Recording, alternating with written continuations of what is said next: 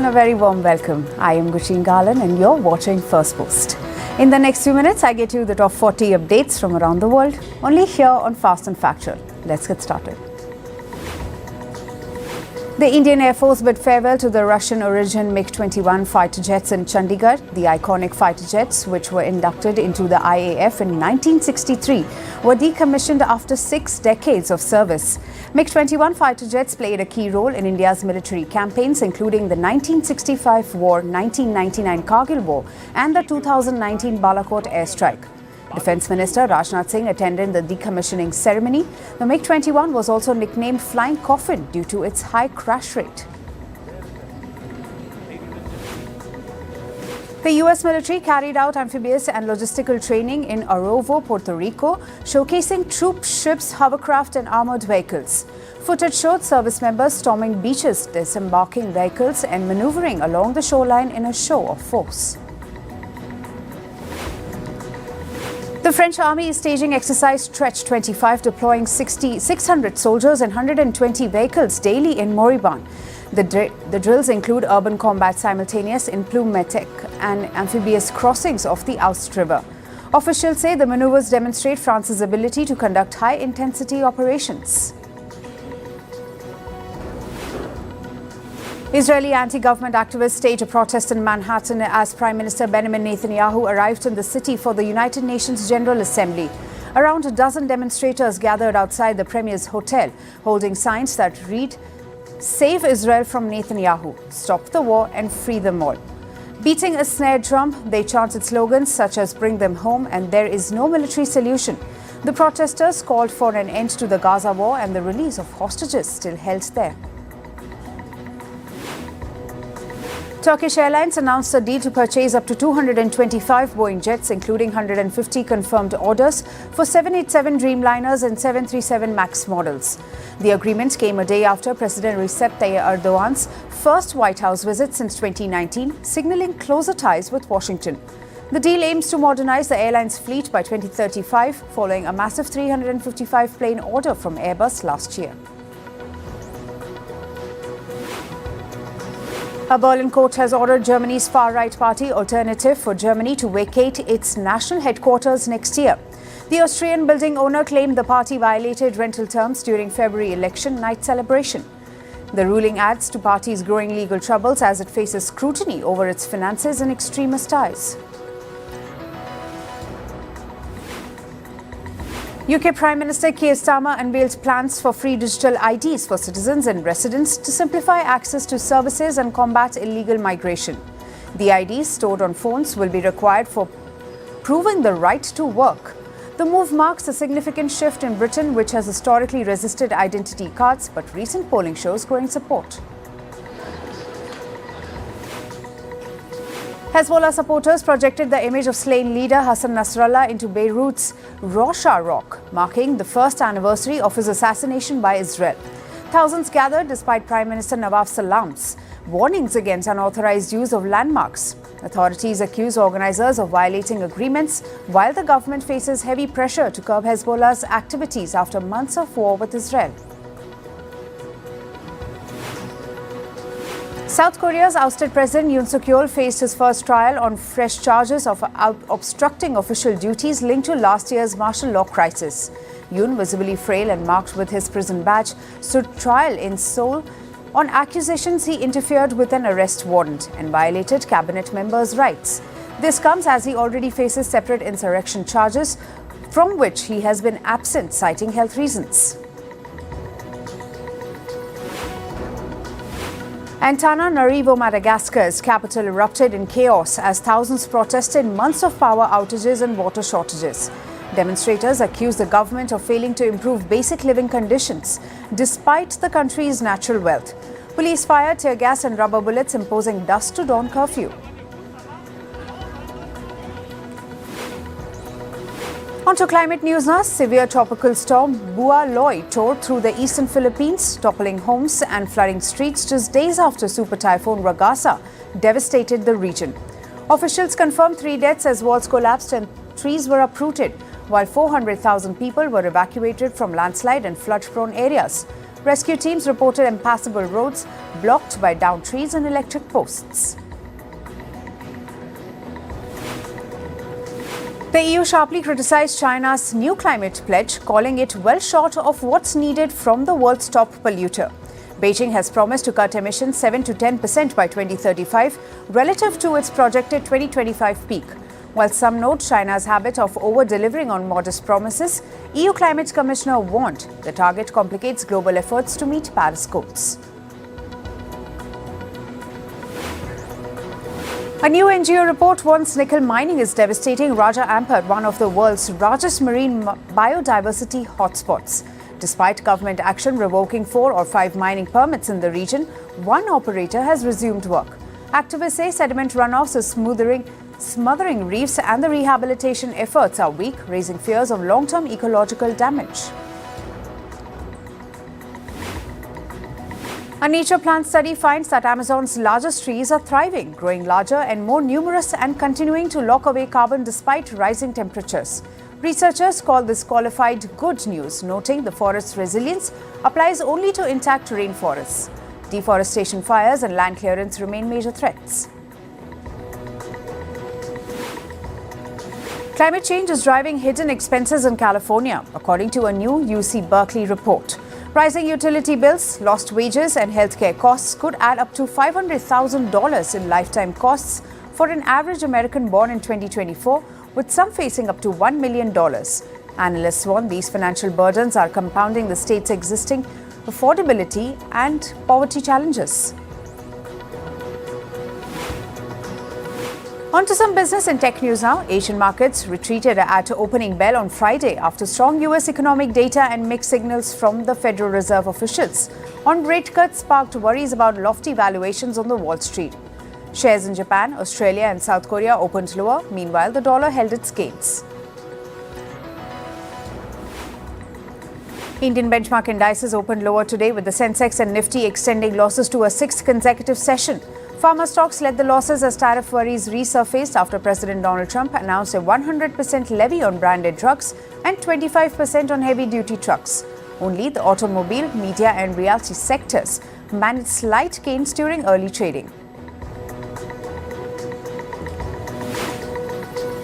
Increased consumer spending in the United States has uplifted its economy as it's expanded at a surpassing 3.8% from April through June, defying the stock market sell-off and trade uncertainties, while were projected to weigh down the country's growth in the second quarter. The Commerce Department said that it had previously estimated second quarter growth at 3.3% and forecasters had expected a repeat of the figure. President Donald Trump has signed an executive order declaring that his plan to sell Chinese-owned TikTok's U.S. operations to American and global investors will address the national security requirements in a 2024 law. The new U.S. company will valued at around $14 billion, Vice President J.D. Vance said, putting a price tag on the popular short video app far below some analysts' estimates. Japan's finance ministry said that it will set up an investment facility at a state-owned development bank to support a $500 billion investment package agreed in Tokyo's tariff deal with Washington. Japan and the United States signed a memorandum of understanding on the details of the package this month, stating it would focus on investments in sectors such as chips, metals, pharmaceuticals, energy and shop building to be made by January 2029, which coincides with the end of Donald Trump's presidential term.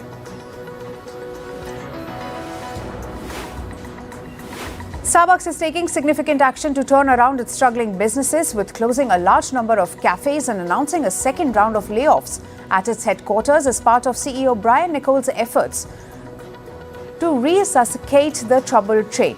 The company's CEO announced that Starbucks will close hundreds of stores this month, or about 1% of its locations. Starbucks expects its restructuring efforts will cost $1 billion.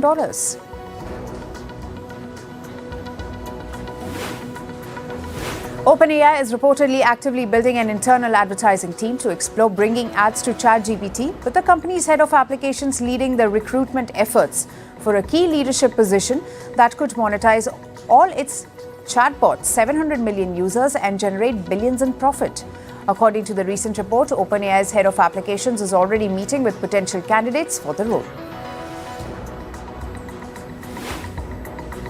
AI cloud provider CoreWeave has expanded its partnership with OpenAI in a new deal worth up to $6.5 billion, bringing the total value of their agreements to $22.4 billion. The latest in a series of billion-dollar deals OpenAI has signed to secure computational power. The agreement marks the third major expansion of the partnership between the two companies this year. OpenAI struck an initial cloud deal with CoreWeave in March worth up to $11.9 billion, followed by a $4 billion add-on in May. Amazon is paying a $2.5 billion settlement with the Federal Trade Commission, ending a 2-year dispute over allegations that the company tricked consumers into signing up for its Prime subscription service and then made it hard to cancel. As part of the agreement, Amazon will pay a $1 billion civil penalty and provide $1.5 billion in refunds to an estimated 35 million customers that were harmed by the deceptive Prime enrollment practices. A federal judge in California has preliminarily approved a landmark $1.5 billion settlement of copyright class action brought by a group of authors against artificial intelligence company Anthropic. The proposed deal marks the first settlement in a string of lawsuits against tech companies including OpenAI, Microsoft and Meta platforms over their use of copyrighted material to train generative AI systems. On to sports. Today we begin with cricket. Pakistan defeated 136 to beat Bangladesh by 11 runs and reached the Asia Cup final. They will face India, having lost to them twice earlier in the tournament. Previous India-Pakistan meetings were tense with no handshakes at tosses or after matches. The final will take place in Dubai on Sunday. Ravichandran Ashwin has signed with Sydney Thunder in Australia's Big Bash League. He becomes the first Indian male cricketer to play in the BBL. The deal was made possible after the BCCI relaxed rules on overseas leagues. His IPL retirement allowed him to participate in the competition.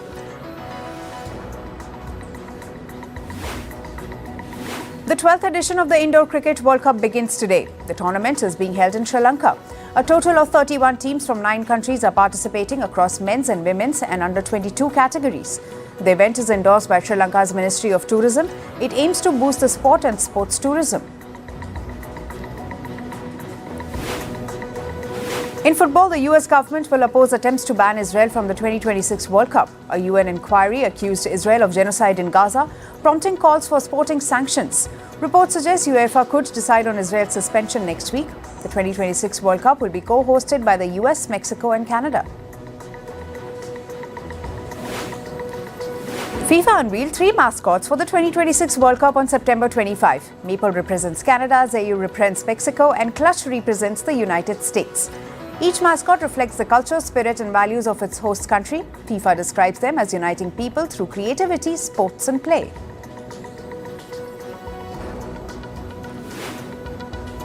Sergio Busquets, 37, will retire at the end of 2025 MLS season after a stellar career. He is the third most capped player in Barca's history. He has made 722 appearances for Barca and has won 32 trophies. Busquets debuted for Barcelona on 13 September 2008 under Pep Guardiola. Sergio, the son of former Barca goalkeeper Carlos Busquets, ends a career as one of the greatest midfielders of his generation. Aston Villa beat Bologna 1-0 in the Europa League opener. Midfielder John McGinn scored the only goal in the 13th minute. Ollie Watkins missed a penalty in the 68th minute. Bologna hit the crossbar late and were denied by goalkeeper Margot Bizot. The win gives Villa their first victory of the season.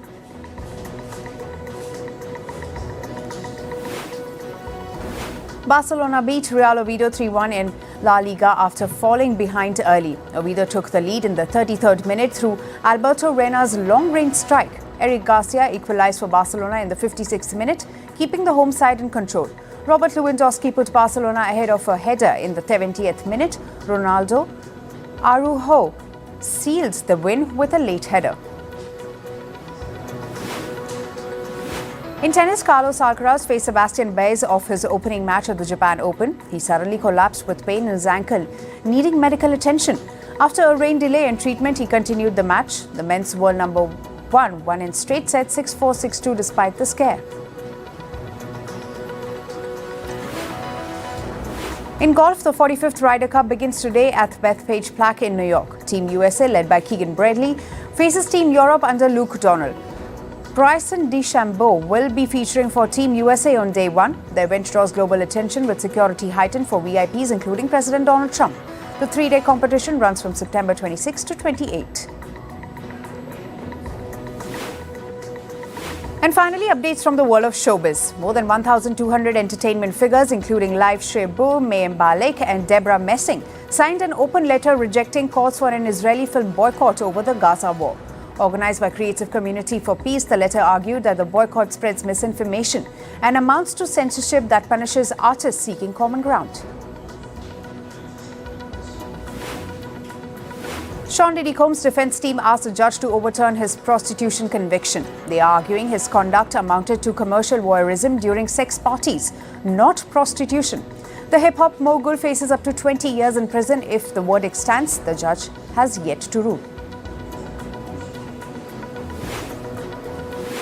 Rihanna has given birth to her third child with partner A$AP Rocky. Her newborn is a daughter named Rocky Irish Mayers, born on September 13th. The couple, who already shared two sons, revealed the news on Instagram with photos of Rihanna cradling her newborn alongside miniature pink boxing gloves. After decades away from live-action acting, Rick Moranis is back reprising his role as Dak Helmet in Spaceballs 2. The parody sequel also brings back Bill Pullman, Mel Brooks and Daphne Zuniga, alongside newcomers Josh Gad and Keke Palmer. Production has begun with a theatrical release planned for 2027. And actor Emma Watson reflected on her 6-month driving ban in candid podcast interview, joking that her newfound love for cycling came just in time. Watson admitted to feeling embarrassed after her penalty became international news, but said she was comforted by messages from fans who had shared similar experiences.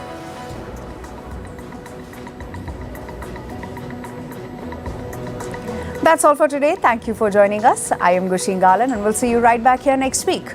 Until then, stay informed and stay tuned to Firstpost.